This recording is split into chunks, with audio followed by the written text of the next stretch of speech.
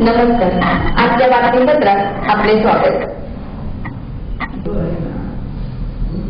राजेंद्र आहेर यांच्या खून प्रकरणातील आरोपींची पुराव्याअभावी निर्दोष मुक्तता.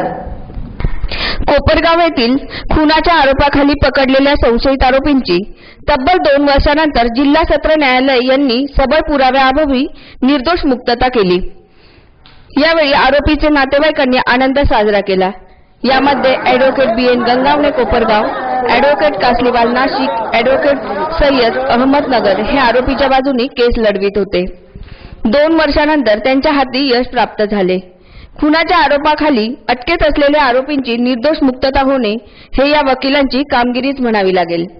दिनांक 19 जानेवारी 2014 रोजी राजेंद्र आहेर यांचा खून झाला. तेव्हा संशयित आरोपी म्हणून दिनेश मधुकर पवार, कैलास सोमासे, रोशन शेजवळ, अजय डावकर, राजू पंजाबी, सचिन बागुल, राहुल शिरसाट, संजय अवताडे, वाईकर या सर्वांना अटक करण्यात आली होती. दिनांक 11 फेब्रुवारी 2016 रोजी जिल्हा सत्र न्यायालयाने सबळ पुराव्याअभावी त्यांना निर्दोष घोषित करून त्यांची मुक्तता केली.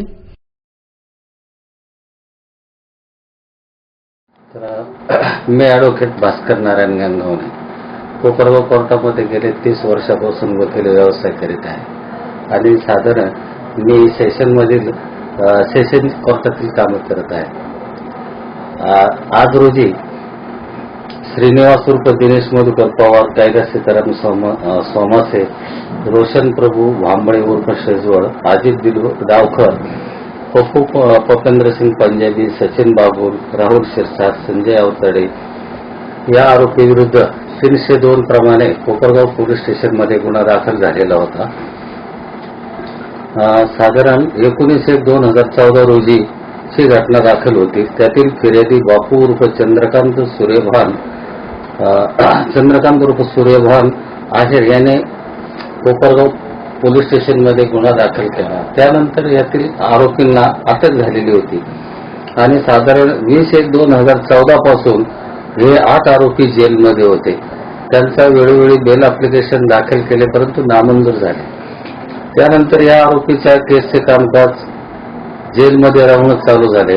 आरोपीच्या वतीने सरकार पक्षाने एकंदरीत 10 ते 11 साक्षीदार तपासले, परंतु त्यातील काही साक्षीदार सर्व साक्षीदारांच्या जबाबी झाल्या, परंतु आरोपी विरुद्ध काही पुरावा उपलब्ध न झाला नाही आणि पुरावा उपलब्ध न झाल्यामुळे आरोपीची कोर्टाने आज दिनांक 11/2/2016 रोजी निर्दोष मुक्तता केलेली आहे.